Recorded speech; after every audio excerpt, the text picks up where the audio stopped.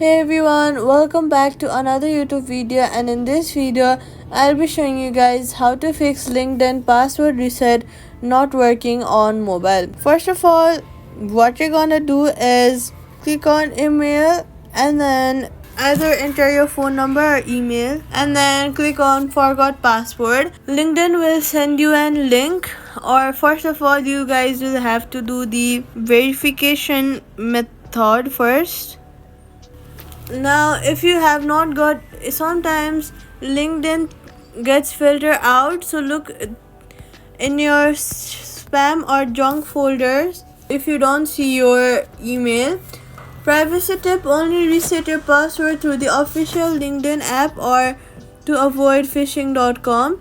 Clear Safari cache and try logging through Google or Apple ID. Contact LinkedIn support if the reset still does not work, and that's it. Subscribe for more quick LinkedIn